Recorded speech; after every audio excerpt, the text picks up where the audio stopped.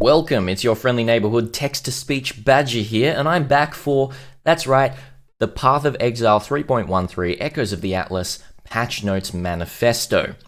Now, right before we get into it, this is the first of two very big videos I'm doing today, so in order to help break it up, there will be timestamps down below that you can jump to all of the different sections on both of the videos. Today we'll be talking about all of this massive wall of text that's in the manifesto, and then in the next video we will be talking about all of the specific numbers on ascendancy changes. So right before we talk in depth about it, look, let me tell you a little bit of spoilers. We're going to be experiencing quite a few nerfs. Now, do I think these nerfs are warranted? Yes, I do, but I'll talk about all of that in specific areas.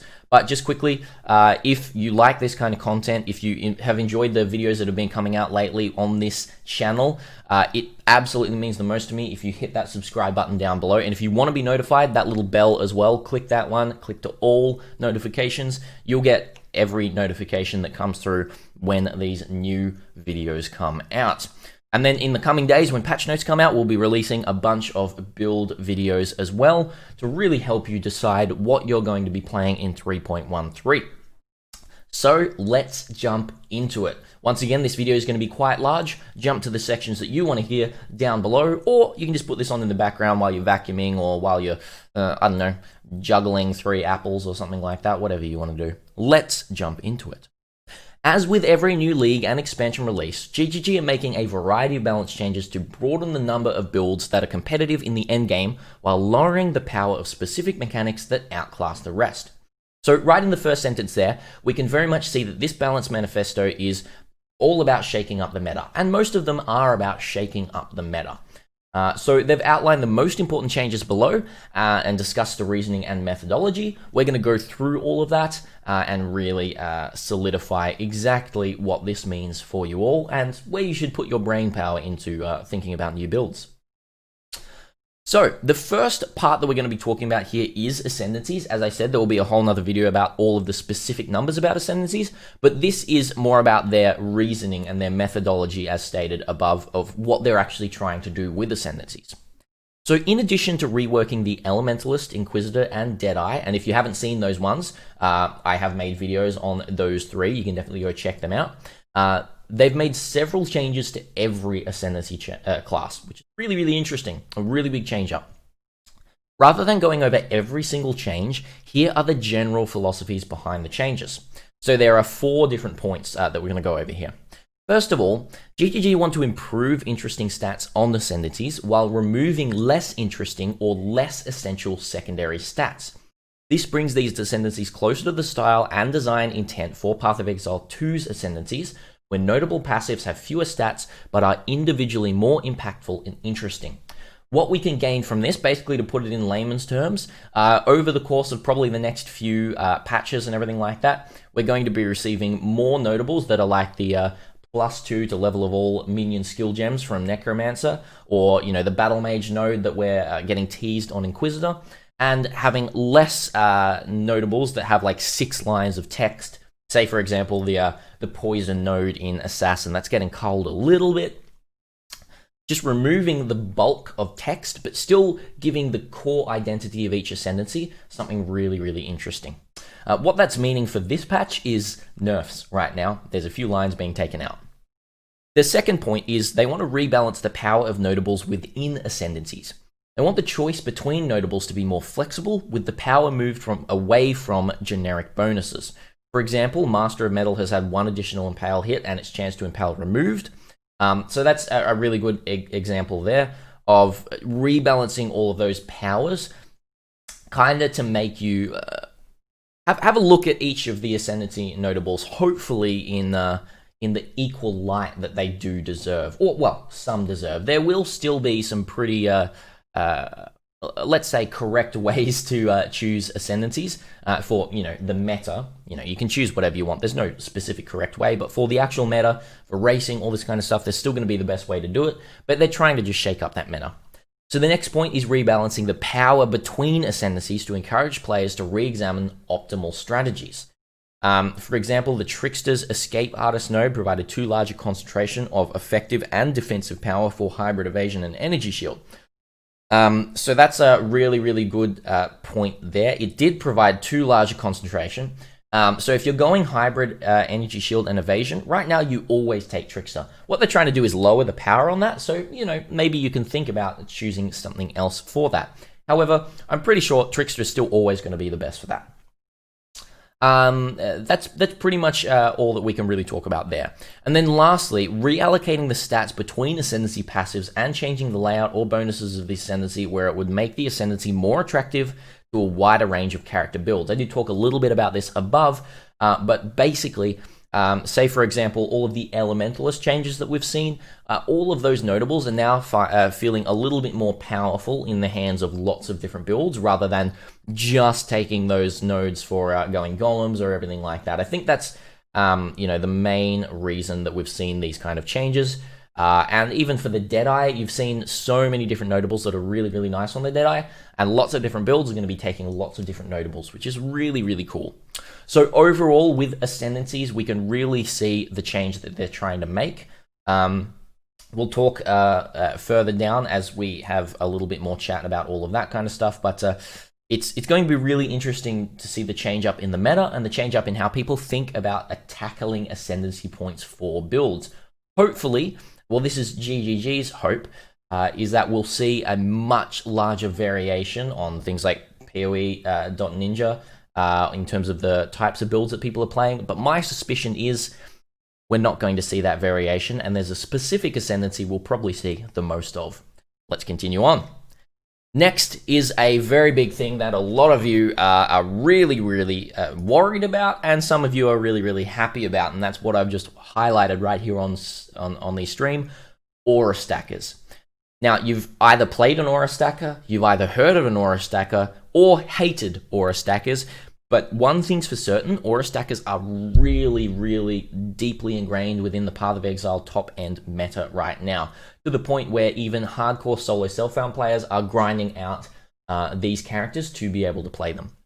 So let's talk about what they're going to be changing. As new mechanics have been introduced and players have optimized builds, characters using multiple auras have grown significantly in power, both offensively and defensively. These builds move from above our acceptable top-end level of power. You heard it from GGG there, above their acceptable top end, which is really, really interesting. The addition of alternate quality effects on aura gems, which added extra effects to your auras, were a large contribution to this. We've made a few radical changes here. Radical being the key word. There are 3 changes here, and all of them are very interesting. I have a little bit to talk about after we talk about these changes, but let's dive into them. Aura alternate qualities that granted you and nearby allies extra effects have all had significant value reductions. We believe that in this general case, especially when playing solo, these will still be desirable given the regular quality effects on aura gems provide very little in most scenarios. So this is extremely true. Regular quality on auras, if you're playing solo, basically don't exist. It's basically just increasing the radius of your auras, and that's just not what you need. Unless you're playing minions that are always like heaps far away on the map and everything like that, this is really, really not doing too much for you. So actually lowering the power of those is directly hitting aura bots, but it also directly hits something else, which I'll talk about soon. Next point. Small passive skills on cluster jewels that granted increased effective non-curse auras from your skills and increased effective curses now grant 3% from 6% and 5% respectively. So basically, the aura notables are getting a 50% nerf. Curse notables are getting points are getting a 40% nerf, which is massive. It's absolutely massive. These desirable stats were scarce on the regular passive tree, often requiring a large investment to reach each cluster, but they became very accessible once cluster jewels were introduced. After this change, using multiple aura cluster jewels together should be less efficient relatively to the regular passive tree. And lastly, we've also adjusted the cluster jewel notable passives on Stalwart Commander and First Among Equals, both very, very strong notable passives, as they were also providing too much accessible aura effect.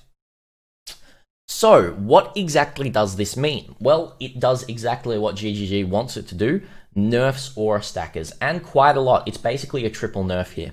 The one thing, and I've talked about this a lot on stream over the past week, we've been streaming pretty much every day and talking about all of this kind of stuff. Twitch.tv/thisisbadger gaming, about to be just This Is Badger, by the way. There's going to be a name change there. We've talked about this, and it's really difficult to nerf aura stackers without nerfing aura bots. And basically, GGG have chosen the easiest strategy here, which is to actually still just nerf aura bots. It's kind of rough. People who specifically play aura bots with other people are going to be a little bit annoyed right now. I know there's a couple of people in my community that are going to be quite frustrated.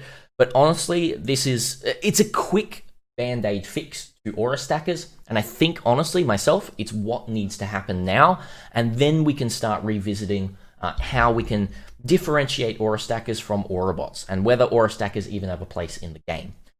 So do I think aura stackers are still going to exist? Yes. Do I think they're still going to be strong? Yes. Do I think they're going to be the best build that you can play? No. I think they're actually now in line with just playing another strong build, which is a really, really good place for aura stackers. We don't want to lose that identity, but we want to remove the identity from it being the best build that you've ever played. Okay, let's move on. We've talked enough about aura stackers, but we're going to an equally juicy topic now, Impale. Impale mechanics. Now, before I even get into this, we can probably figure out what this is going to be about. The biggest thing talked about with Impale is the Call of Steel mechanic. So let's figure out whether it's talking about the Call of Steel mechanic. By using the Impaler Keystone, okay, yes, it's talking about the Call of Steel mechanic right here. By using the Impaler Keystone in combination with the Call of Steel skill, Warcry-based characters could deal unreasonably large amounts of damage with a single hit followed up with Call of Steel. The Impaler Keystone now prevents Call of Steel from removing impales from enemies for 4 seconds after you impale them, similar to how it prevents the enemies from being impaled again. This allows builds to retain some interesting interactions, but prevents all damage from being completely front-loaded before a boss has a chance to act. Wow, okay, so this is pretty big. This is actually a huge nerf to the Call of Steel Ground Slam build. So much of a nerf that I think it's actually ruined. Can you still deal some incredible amounts of damage? You definitely can. Do you want to be dealing incredible amounts of damage while waiting for 4 seconds before you can deal that incredible amount of damage? Definitely not. I honestly think that this build is ruined for hardcore. I think that a lot has happened here just in this first paragraph. First of 2 paragraphs, there's one more bit that we need to talk about that nerfs it even more. But look, it's kind of broken, and it doesn't actually do anything for the normal Call of Steel skills, which is really, really, really good. What it does mean is that it's basically a flat nerf to the Impaler Keystone if you're not actually using it with Call of Steel, but let's face it, the only reason Impaler has ever been chosen is because of Call of Steel. So I think it's totally fine to take the nerf bat to the Impaler Keystone and really just remove that. The next bit is all builds utilizing Call of Steel. The Lord of Steel unique jewels provided too large a damage bonus from a single item. Very true. For the Call of Steel build, you're looking at 40 to 50% more damage on Call of Steel, basically. The Lord Steel jewels that granted increased reflected damage now grant 20 to 25% increased reflected damage from 40 to 50. Now, a lot of people are going to mention, oh, that's increased damage, not more damage, right? Because the reflected damage from Lord of Steel is not buffed in any other way, effectively increased reflected damage is more reflected damage. So you are basically losing about 20% damage from the Call of Steel there. To allow players to invest in Call of Steel without requiring a specific unique jewel, the Swift Skewering passive tree cluster has been adapted to accommodate new notable passives, Blade Sovereign. This half of the cluster allows players to invest in Call of Steel maximum shards, use speed, damage, and area of effect. So you know what this actually is? It's a buff to the steel skills themselves. I'm really looking at you Lancing Steel Deadeye right now. I think Lancing Steel Deadeye is going to be really insane.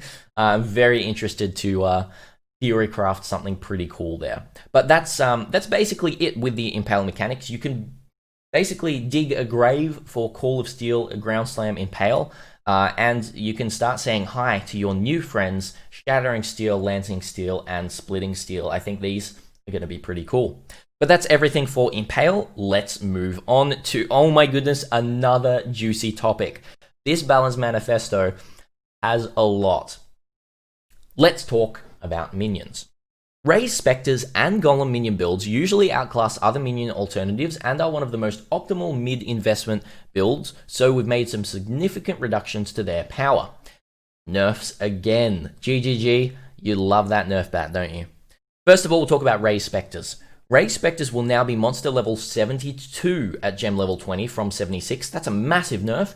And have lowered accuracy to roughly match raised zombies at the same monster levels, another big nerf, and slightly lower monster level scaling past gem level 20. In addition, we have made minor changes to the They of Tool Spectres, which no longer grant reduced damage taken to allies and grant slightly less chance to dodge attacks and spells for their Snowcloak skill, as this ability was providing more defensive power than some of the most effective player defense skills. Very true. I don't know why it took them this long to nerf They of Tool. They are absolutely busted Spectres for defenses. They're kind of insane. The last little bit here is the knife throw skill used by Syndicate operatives is no longer considered a spell, as this created unintended uses by combining both attack and spell supports while ignoring their penalties. Basically, trying to crunch the numbers in my head right here, Syndicate operatives now, without the use of Spell Echo and a couple of other things, they're probably at around about a 40 to 50% damage nerf, which is broken. I don't think they're going to be chosen as Spectres anymore, so see you later, Syndicate operatives. But we haven't even talked about the stuff behind. You're also losing a bunch of power in the gem levels for your Syndicate operatives, a bunch of accuracy rating, which, look, they're kind of using spells anyway, and lower monster scaling past level 20. So the big thing about Raised Spectres is they're still going to be strong. I honestly think the accuracy nerf is really hitting the attack Raised Spectres, and so honestly you'll probably still only be using spell Spectres, which is kind of rough. Carrion Golems and Stone Golems have had their damage reduced at all levels, with the Carrion Golems getting the most severe reduction as their power exceeded that of other Golem types. Elementalist Golem passives in general provide fewer offensive bonuses to Golems, in part because the rest of the Elementalist now provides effects that can increase damage taken by enemies. This is a really good point. So, are Golems stronger or weaker? Let me talk about that for a second, because Elementalist got some pretty interesting changes. Carrion Golems and Stone Golems, across the board, they're way weaker. They're getting nerfs from here, and they're also getting nerfs from the Elementalist. You can still play the Necromancer and plus to their levels, but I think they're going to be affected by the level scaling as well. However, are Ice and Fire Golems, not really Lightning Golems because they're not great, but are Ice Golems and Flame Golems, are they buffed or nerfed? They're massively buffed from Elementalist. I really, really think so. The amount of extra exposure and extra damage you get from that Elementalist area there, I think they're mega buffed, and I think the Elemental is still going to be a really, really strong Golemancer if you're using Flame Golems. I think it's going to be super crazy, because you can then still also very easily apply Shock with that node, and you get the Elemental Aegis, extremely strong. So to move on for the last little bits of minions, the minion-related cluster dual notables, Rotten Claws and Renewal.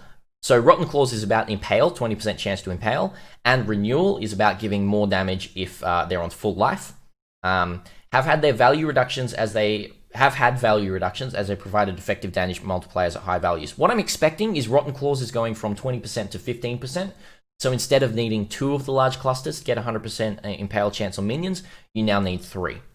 And we've made buffs to the damage of Skeleton Mages. Very interesting. The speed of Unearth and the offering effect of the Leash of Oblation unique belt, as they are not as powerful as other alternatives. This is super, super, super interesting. Skeleton Mages might get a pretty insane buff, and we might see some pretty cool Skelly Mage builds.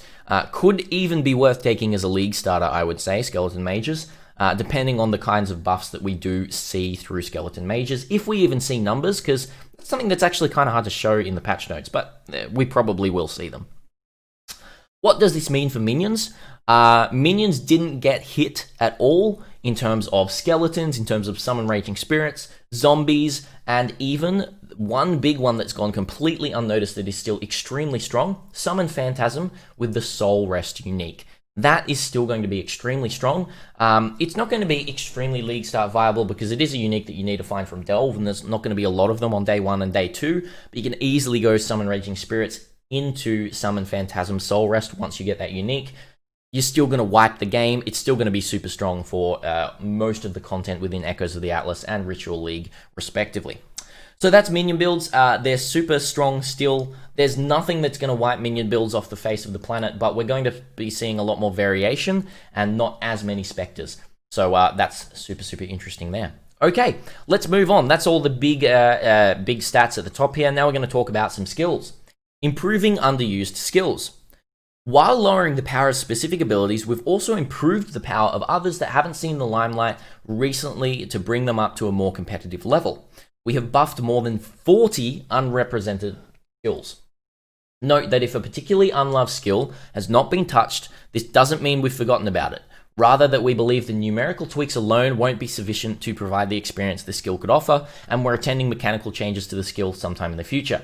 So, don't rage is basically what GGG is saying. If your Winter Orb doesn't get any buffs, do not be worried, because it means there's going to be some mechanical changes that are going to hopefully alter that.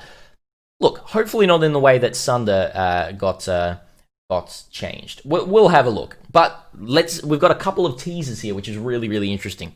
So here are some teasers. First of all, Scorching Ray right out of the bat. Oh my goodness, Scorching Ray is insane now. Scorching Ray now has a base cast time of 0.25 seconds from 0.5. This is...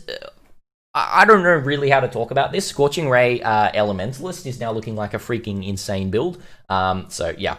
Scorching Ray also now has a mana cost of 2 to 5 from 4 to 11. This makes the skill ramp up damage on tougher enemies much faster and reaching the state where it applies fire exposure faster. It's super, super awesome. I love this change to Scorching Ray. Next, we're going to talk about Cobra Lash. Cobra Lash projectiles now deal 5% more damage for each remaining chain. Oh, okay, so that's to combat the nerf from Deadeye. So Cobra Lash on Deadeye is actually looking super strong. It now converts 60% of physical damage to chaos damage from 50%. This damage multiplier per remaining chain has been added as there's no longer a stat of this kind on Deadeye, as I did just say, and the mechanic is an interesting way to improve Cobra Lash. The skill's conversion has been increased to make it easier to fully convert the skill's damage to chaos. It's much easier to convert to 100% now, because I think there's some conversion nodes that are only around about 40%, so yeah. And lastly, let's talk about Frostbomb. There's some pretty interesting changes to Frostbomb. It now has an added damage effectiveness of 300% from 200%. Hello, Archmage, I'm looking at you. Frostbomb now deals 14 to 21 cold damage at level 1, up to 1336 to 2003 at gem level 20, from 959 to 1439. That's a huge damage buff. Frostbomb also gains additional radius as the gem levels, up to +7 at gem level 20. This change enables the skill as a powerful nuke ability when fully supported. I think we're actually going to see some Archmage Frostbomb. The one really annoying thing about Frostbomb is it's going to be applying cold exposure, and there's no way that you can actually change the cold exposure from Frostbomb if you're using Archmage. The only way that I can think about doing is using Archmage and then converting fully to cold. Could be really interesting, an Archmage cold build. Other than that, there's not a bunch there that looks extremely build enabling, but you know, we might see some pretty interesting things come out of that. That's pretty much all we get from the underused skills. All we know is pretty much what we've known in the past, apart from a couple of teasers here. We know that 40 skills are going to get buffed. 3 of them are going to be these. So that's really, really interesting. Oh, and there's a couple of other skill changes down below here. So there's some other skill changes. First of all, the Earth Shatter. Earth Shatter now has slightly more variance on the distance spikes appear from the initial slam location, and the explosion radius for spikes has been slightly lowered. The intent of these changes is to reduce the spike explosion overlap, particularly on large single targets. So what this is really meaning is Earth Shatter's just got a little bit of a nerf. The damage is probably not going to spike as much on bosses. It's probably not going to be as strong. With this nerf to Earth Shatter and the nerf to Call of Steel, melee slams are in a really interesting place now. You can still go Earthquake Bleed is super strong. I think that's probably going to be the next racing build, is going to be Gladiator Earthquake Bleed. But Earth Shatter's... We'll have to see exactly how this plays out and how much damage it's actually getting reduced. Whether it's going to be effectively none or effectively like 30%, 40%, we don't know at this point, but keep an eye out for Earthshatter. And secondly, Contagion. It's had a small reduction to the skill's radius. In combination with Essence Drain, it has consistently been one of the most efficient skills to clear packs of monsters. So, what does this mean? You think, small reduction to skill's radius, that doesn't really matter, does it? For something like Contagion, that has lots of different radiuses all proccing, a small reduction to radius is actually a massive reduction to the skill's effectiveness. Once again, we don't know exactly what that reduction is and how small or large it is. They say it's a small reduction, but with GGG, we can never know what they're talking about until they give us actual numbers. So this one is, keep your eyes on Contagion. This will be a make or break for ED Contagion builds and how it will actually feel. So, yeah, it's pretty interesting. That's pretty much all for the skill changes. We're going to talk about some other changes now, some other changes to uniques and everything like that. So here are the other changes. GGG have made a variety of small changes to be aware of, often as solutions to specific balance concerns or as a result of Ascendancy changes. First of all, Flash Charge on Critical Strike cooldown. The internal cooldown of effects that grant Flash Charges on Critical Strike has been lowered from 0.2 to 0.1, making them a more consistent and effective way to generate Flash Charges. Whoa, this is actually massive. This is a really, really big change, honestly. What this is really meaning is it's doubling your flash gain from critical strikes. So it's the change was made as a part of the improvements to the Master Surgeon notable on the Pathfinder, which we'll talk about in the next video with Ascendancies, but it will affect all modifiers that grant flash charges on critical hits, like the Surgeon's Flask modifier. It's super, super strong. Super strong. I can't really say much more than, wow, that's actually a notable. Surgeons is a notable that if you're going critical strike, you probably want Surgeons on your most important flasks.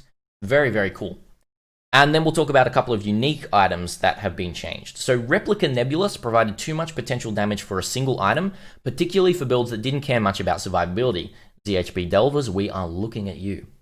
It now has a 15 to 20% increased cold damage from 3 to 5 per 1% of missing cold resistance, up to a maximum of 300%, and 15 to 20% increased fire damage from 3 to 5 per 1% missing fire resistance, up to a maximum of 300%. So there is a cap, basically, and it also applies while dual wielding, which is very, very, very interesting.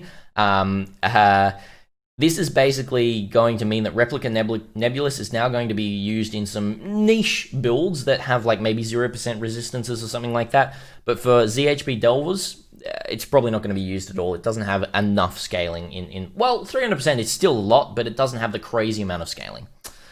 Next up, we're talking about Replica Alberon's Warpath. It now grants 1 to 80 chaos damage per 80 strength, previously per 50 strength. So what is that? That's quite a nerf. That's around about a 60% damage nerf, is it? Let me think about that. No, 30% damage nerf, not 60%. It's around about a 30% damage nerf, if my maths are correct. I'm trying to do them in my head here, and sometimes my head's not amazing for maths. But it was providing too much global added damage compared to other attribute stacking items that weren't weapons. So, if you haven't played Replica Alberon's Warpath, your time's probably up. I'm super sorry about that. Not sure if it's staying legacy or not, so we'll have to think about that and see if it's still possible to get that 50 strength stacking on standard. And lastly, Martyr of Innocence and Disintegrator. We already have information about these, but they no longer grant added damage with spells. They now grant the new Battle Mage keyword instead, which grants added spell damage equal to the damage of your main hand weapon. I'm going to be really brutal here, and I think this is a terrible idea. One thing I was really intrigued about was the very unique new Battle Mage notable on Inquisitor, giving it an extremely new flavor of life, or quality of life as well, that we've never seen in Path of Exile before. To take that from an Ascendancy, which directly goes against what GGG was saying above, giving more choice on Ascendancies and more uniqueness, directly taking that and putting it on two different items, I don't understand this change. I really do not. I'm not sure what it was. Look, honestly, keeping them the way they were would have been busted for Battle Mage. But just actually taking that core, essential, really interesting way of building Inquisitor and just putting it on an item, so now you can just play it on Elementalist as well. It's terrible. I I don't usually be that aggressive towards a change that's been made, but this change is actually just some of the stupidest change that I have seen. That's my honest opinion. Let me know what you think in the comments below about that change. I really want to know whether you guys have the same kind of opinions or whether you have totally different opinions on that. Please let me know down below. All right, we've talked about the other changes, and here's some more alternate quality changes here for some gems that we're going to talk about. So a small number of alternate quality effects have been changed due to specific problematic interactions or because they provided too much power. So first of all, anomalous Arctic armor. It no longer triggers when hit effects from reflected damage. This is to prevent a case where the anomalous Arctic armor alternative quality and the hiltless unique sword could permanently freeze most monsters in the game. Look, it's probably a good thing that that's been changed. That seems like an unintended mechanic that was kind of busted. Let's move on from that. Divergent Plaguebearer. It no longer grants reduced chaos damage taken while incubating. It proved too significant a defensive bonus, particularly for builds utilizing the Divine Flesh Keystone, especially when combined with quality enhancing effects. It now causes the Plaguebearer buff to have plus 0.5% to poison damage over time multiplier while infecting per 1% gem quality. So they completely changed Divergent here, which is probably pretty strong. The quality enhancing effects with Divergent Plaguebearer seemed like it would have been a pretty insane defensive bonus. I have not actually heard of this Plaguebearer getting used at all, but it's probably used by some specific people to really tank a bunch of damage. So that makes a ton of sense. Next up, we've got Anomalous Kinetic Bolt, Anomalous Plaguebearer, and Anomalous Scourgebearer have been lowered in power to be more in line with the power of other quality effects. I'm not going to bring them up totally here myself, but it seems like these were, relatively strong, and they've been lowered in some power, which is pretty interesting. So there's some alternate quality changes there. We've then got some changes to actual effects on characters themselves. So, Fast Shot. As part of changes of the Deadeye Ascendancy, Fast Shot has been changed. It now causes your projectiles to deal 20% less damage at very close range, previously no penalty, up to 60% more damage at range of 70 or greater, previously 30% more damage as soon as the projectile reached this range. So 70 range is around about, it's close to the edge of your screen. So if you're looking here on the screen, if you're in the middle of the screen right about here, it's going to be around about this distance. If I can, kind of draw it there, around about this distance is going to be your maximum bonus. So for Deadeyes, it's actually going to be super good, or builds that you want to stay far away, it will be quite a damage bonus, which is pretty interesting. But you do have the 20% less damage at very close range, so you do have to be careful about being in close range. You're just going to be dealing less damage, so keep that in mind. It affects all items that grant Fast Shot, as well as the Deadeye Ascendancy, makes the choice in playstyle between Point Blank and Fast Shot a more interesting decision. So yeah, you're not going to be taking Fast Shot and Point Blank. They kind of, work really weirdly with each other, but you're going to be choosing one or the other. So Point Blank is probably going to be really good for mines, and Fast Shot's going to be great for self-bow attacks. Next, moving to Tailwind. As part of the changes to the Deadeye Ascendancy, the Tailwind buff now grants 8% increased action speed from 10%. The intent is to slightly lower the power of influence modifier while keeping it similarly powerful on the Deadeye. This is pretty darn strong. Sorry about the lip smack there. Pretty darn strong for Deadeye. Well, not really strong for Deadeye. It keeps it at the standard level, but it is a nerf to the Tailwind boots as stated here. So I think this is totally fine. It's a 2% action speed nerf, which in the top end is it's quite a bit, but it's what, a 20% nerf is, yeah, it's a fair amount. Lastly, Elemental Aegis effects. To improve the general strength of Aegis effects as part of adding Primal Aegis to the Elementalist, all Aegis skills such as the one granted from Magna Eclipsis no longer have their recharge timer interrupted by damage if the buff is depleted. It's a massive buff here to Aegis skills. Elementalist is, honestly, I think Elementalist is crazy stacked now. It's insane. This makes the Aegis skills a more reliable defensive mechanic when regularly taking damage. Full details and numerical values of all of the above changes and more will be available in the patch notes tomorrow. So we're going to have another big video about the patch notes tomorrow. But this video here hopefully is going to give you a really big indication of what to get from that. Here are my last few takeaways from this. Let's pull my 3 biggest points about this. Elementalist is now probably the top ascendancy in my eyes, with all of the changes that it's got and all of the nerfs to Call of Steel and a bunch of other stuff. That's point number 1. Call of Steel is now destroyed in terms of Ground Slam. That's my point number 2. And number 3, we really have to pay attention to patch notes for both. What was it? Patch notes we really have to pay attention to for the Essence Strain Contagion, the AoE. What was the other skill? The other skill was the Earth Shatter. We really have to pay attention to that as well. We have to really make sure. Thank you so much for watching, everyone. If you enjoy this kind of content, once again, hit that subscribe button down below. I really enjoy all of your support. And if you want to chuck me a follow over at This Is Badger Gaming on Twitch, we're trying to reach 10,000 followers as soon as possible. We're about 8.7 right now. So if you want to help me out with that, all you have to do is click on the link below and then click follow. 2 clicks, and you can really help me out reaching that goal, hopefully even before the 3.13 starts. Thank you so much for watching, everyone. And until next time, Badger out.